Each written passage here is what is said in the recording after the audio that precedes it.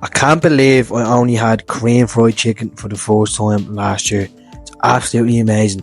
And to celebrate International Sandwich Day, which was last week, I went ahead and made a Korean fried chicken sandwich, along with some nice homemade toppings. Let's rock. What's happening, folks? We'll start things off by prepping the chicken. As stated many times on this channel before, I much prefer chicken thighs. They're juicier, tastier, and they're even cheaper. I know some people prefer breasts, and I do get that, especially for some recipes, but when it comes to fried chicken sandwiches, in my opinion, you should never use breasts. It's scandalous. Soak your boneless, skinless chicken thighs in some buttermilk, seasoned with a teaspoon of onion powder, garlic powder, and salt and pepper. Ideally, if you have time, leave this covered and chilled overnight like I have here.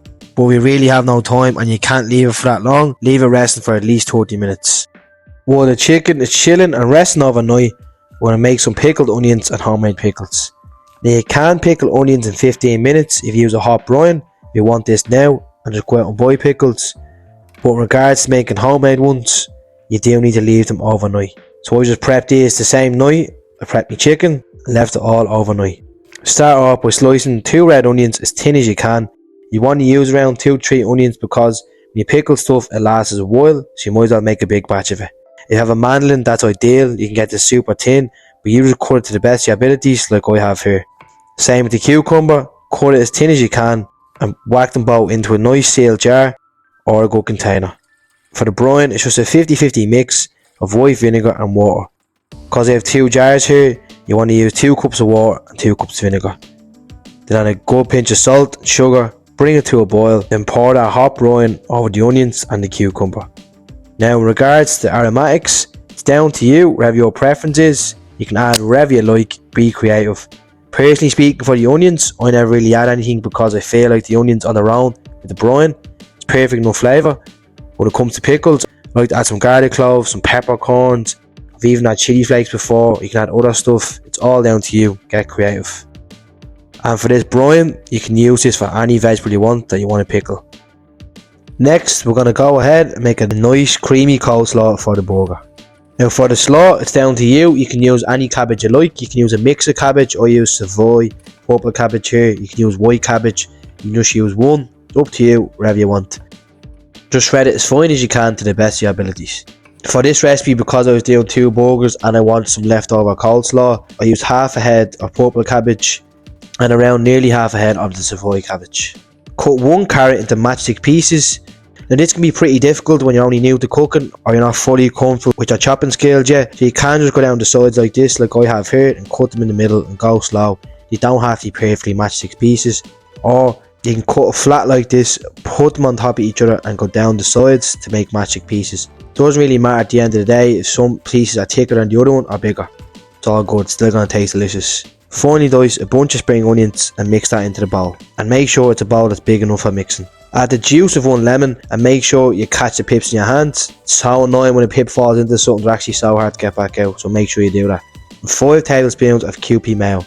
You can use normal mayo if you wanted to make it healthier, use light mayonnaise, but this burger's being fried, it's a little treat for me. I'm going all out, I'm using the full fat mayonnaise and especially the Asian kewpie mayo. It's an unbelievable mayonnaise and it really brings so much depth of flavour to the coleslaw. Add a teaspoon of salt and sugar and 2 tablespoons of rice wine vinegar.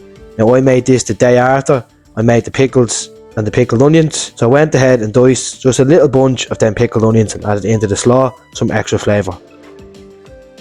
Mix everything well until it's all blended together nice like this.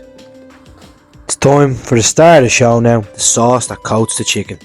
It's a gochujang based sauce, so we'll start off by adding 3 tablespoons of gochujang, 2 tablespoons of ketchup, 1 tablespoon of dark soy, mirin, honey, ginger, teaspoon of oyster sauce and sugar. Give that a good mix and pour into a pan on medium to high heat, turning it every so often until the sugar dissolves and begins to simmer.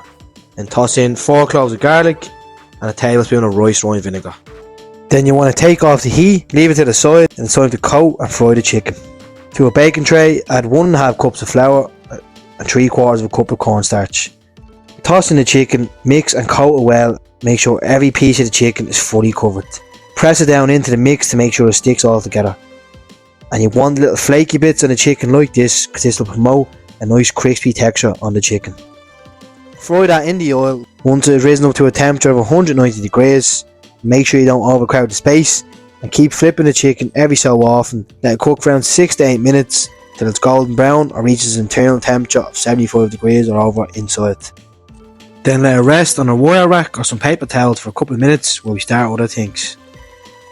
It's time to toast your buns. Always brioche buns with burgers, and if you're not toasting your buns when you're having a burger, you might as well just throw the whole thing out, honestly, because like, it's scandalous. So just toast them in melted butter on a low heat. You don't want to burn them, and don't worry, they will crisp up. Now I know this recipe requires a lot of ingredients, but they're so easily sourced. You can just get them in any Asian market. For example, there's one like 15-minute walk away from me. But just while things were resting, I went on a walk, got the stuff, got the steps in. But you're going to need to get the steps in after this burger, because it's not the healthiest, but it is delicious. You can order them on Amazon, and they're just great to have in your kitchen. They last ages, so don't be intimidated by how many ingredients and stuff you need. Go out and get them. Try this, it's well worth it, trust me. Toss that crispy chicken into a bowl and pour over all that sauce. Make sure every piece of the chicken is fully coated. If you have to use your hands, go ahead. Just don't touch your Mickey after it, or you can even use a brush. And while the sauce is wet and sticky, I like to toss in a few sesame seeds on the chicken. Then we'll begin the assembly. So lay out your toasted brioche buns, and first add a few spoonfuls of that creamy coleslaw. Then lay on that piece of delicious Korean fried chicken, a nice bunch of those pickled onions, and then lastly, them homemade pickles. This is up to you. If you're a massive pickle lover, add as many as you want. I like to go with 5, I just think that's a perfect amount for me. Press that burger down, slice down the middle of it, and enjoy that cross section. Not gonna lie, I thought the cross section was gonna be a bit better than that. It was a tiny bit underwhelmed, but I blamed it on myself being too hungry looking at this and assembling it too quick. Now don't forget to drop a like and subscribe, folks. It helps out the channel massively. Get up, stay nasty.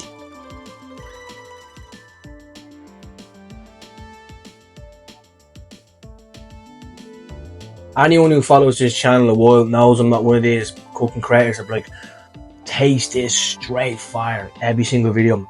Like, you have to try this, please do this. Or just make the food, upload it because I think it's nice. Simple as that.